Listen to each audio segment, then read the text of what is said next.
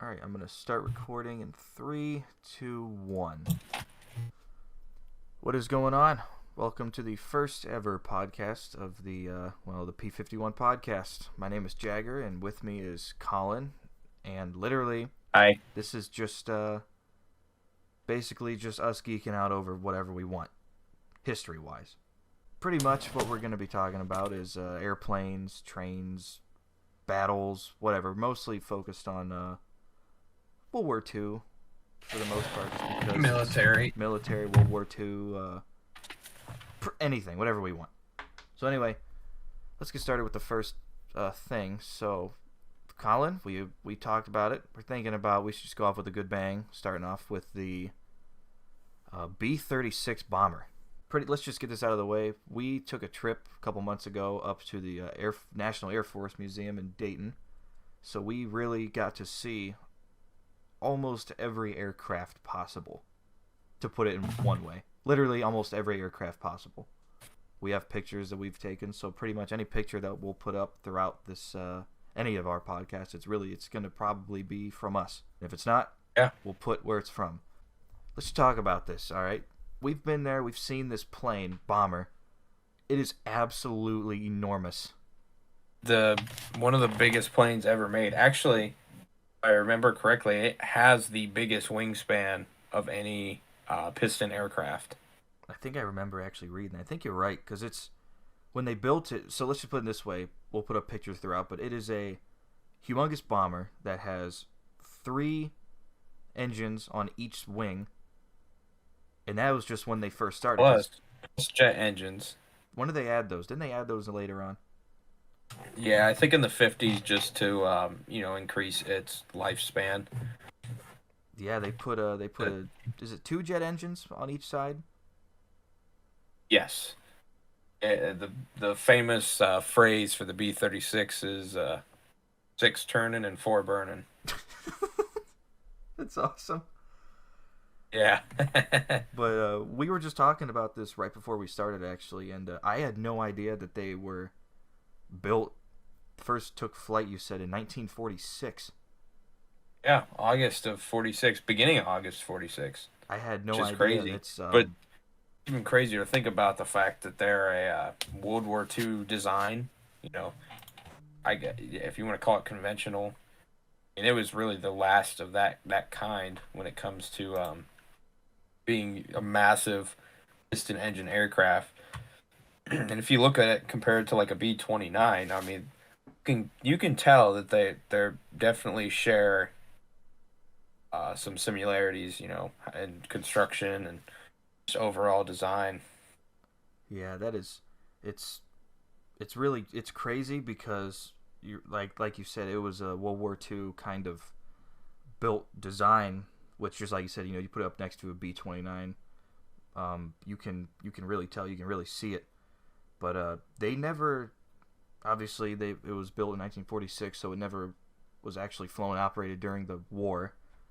But they They weren't used during Korea either, even though they're I think, if I remember correctly, their sole purpose was like to drop nukes from mainland USA.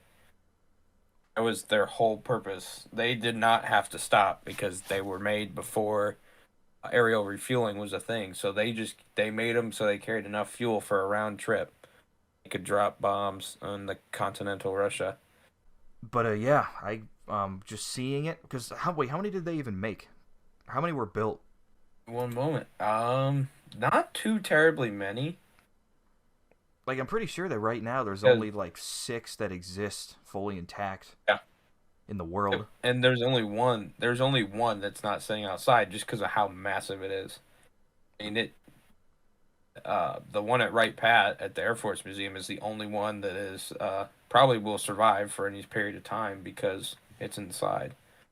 Wow. I did not know. Yeah, They're freaking humongous. I mean, we've seen it. They literally have to put other airplanes in the hangar under the B-36's wings because of, right.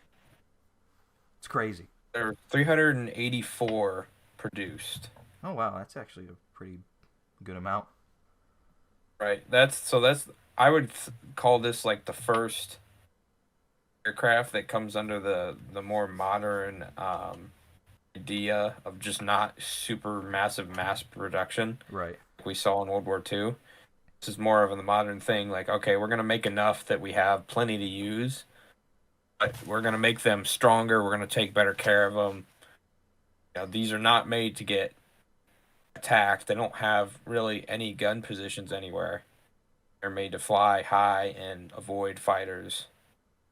You can see that, especially with how many are produced. I mean, you know that they're not going to try to get into massive fights where, like with a B-17, you got guns sticking at every angle. Right. So you said that wait, these things weren't used in Korea, but we had them. Correct. Yeah, yeah.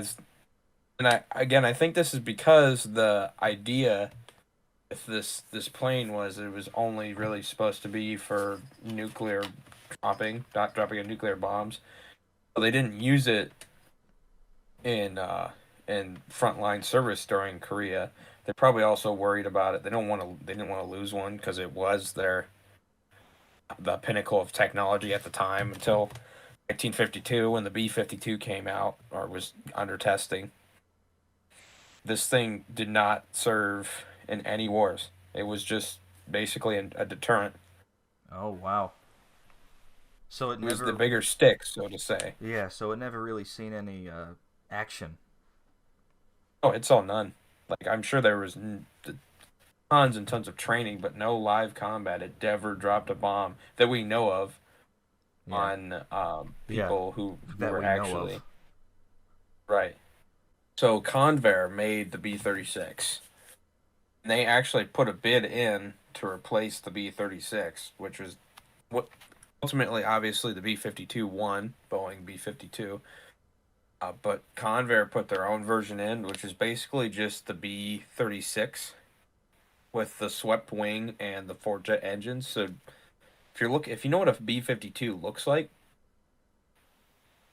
take the wings and put it on a B-36. And that's what Convair tried to do, and I'm not sure why, but obviously they didn't win the contract. Oh, okay. It's just crazy to think of the difference in, the B-36 was built in 1946 and Yeah. B-52 was built in 1952. Just looking at the differences in both of them, and it's not even that big of a span. Like that's not even that. That's only a couple years in reality. 6 years. 6 years, and the B-52 is still flying today. Yeah, we got like hundreds of them. Yeah, albeit they're not the same, but the wings, the fuselage is very similar. Change the cockpits up. Try not to get too off track. B-52, that You're could right. be a topic You're for right. another You're right. We'll day. save that for another day. It's just whenever I start thinking like that, it's just like, oh my Yeah, god, it's nuts it's crazy. because of just the time. But anyway, I got to stand up. Obviously, we got to go to the Air Force Museum and see it in person, which was amazing. I recommend anybody out there to go do that because it is literally Sure. every single plane that you could imagine is there. Literally, Mm-hmm. every plane that you could ever imagine is there, and we'll get through. About every single one of our planes. Pretty much. We'll obviously we'll talk about a lot of them over time, but and then again, this is also just our first episode, so bear with us, or we'll get better as time goes on.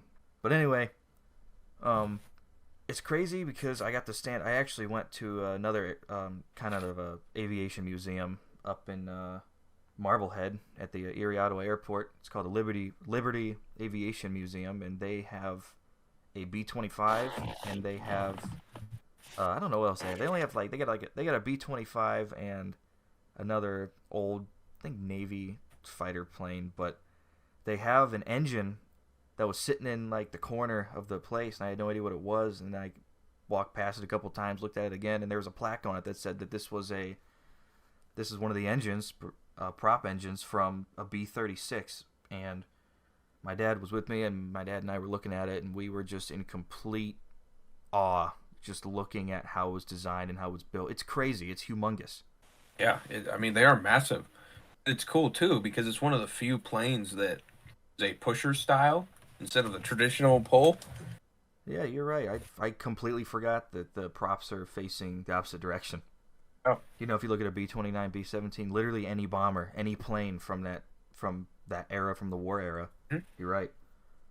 That's awesome. It's completely different, which is it's crazy to think about. It's a pretty awesome plane. It's a cool design. I actually had no idea that it didn't see any service at all. I thought that it was used just like we were talking about during the Korean War, but I guess not. Yeah, And the fact that we had, not that we know of. yeah, Not not, that we know of. yeah, that we know of. It's just nuts how we could build something like that in 1946. Yeah, Just and you know what? I'm reading more about this as we're talking about it, along with the knowledge I already know. The first mock-up, the first I mean, it wasn't a flying example, but the first one that they built in 1942. really, Yeah, so this like really reiterates the fact that this was a World War II design. Like they were designing this plane during World War II, and the reason it took so long is because they had to ramp up production of the Liberators, the B-24 Liberators that now they're called Convair, but at the time it was Consolidated building. The military wanted the plane that they already had designed versus the one that they were building, so I guess that makes sense. I mean, you that's know, why it took so long. that's in the middle of 42, which they could have maybe started in like Right. 43, 44, but they were already rolling out bombers and we needed everything we could get, so makes sense. Sure. Also, these planes are enormous. Yeah. Yes. Like I said earlier, I believe it's the largest wingspan of a piston engine aircraft. You're probably right. I mean, I don't know. I can't think of anything else. Literally, I can't think of anything else that could possibly top this. Again, maybe the Spruce Goose, but that might technically not count because it's a seaplane. Well, wasn't that? Didn't it only fly like one time? Did And then I remember hearing the story about that. It flew like one time just to be like, because that had four engines prove people on each wrong. wing, right? Yeah, and it is in fact the B-36 has a bigger wingspan. That's nuts. I don't know. It's just whenever I think about stuff like that, whenever you see it, you know, like that's another thing I would love to do, which I know obviously for many reasons they don't, but I would love to, you know, see the cockpit, go inside. But I Be understand why. insane. Like it's just a bomber. Like there's really not much to it. It's literally just the cockpit, and that's really it. Mhm. But still, like whenever we went there, I just had this. I did this so I could just say it like I can say it right now. Was I touched the plane? I tried to touch every single thing I could there, Yeah, just so I can say I me did it. too. And but yep, that's just kind of what we wanted to discuss today. We're gonna be wrapping up this episode because we don't want to keep these super long. Obviously, because I've noticed with some people, you get talking, it can go on forever and ever. But this is our first one, so bear with us. Our next one, I don't know what we're talking about. I don't know when it'll be, but we plan on doing this just because it's cool to just get on and just chat about it. Maybe you care, maybe you don't. I don't know. But anyway, thanks for tuning in for this one. Anything you want to leave off with? Yeah.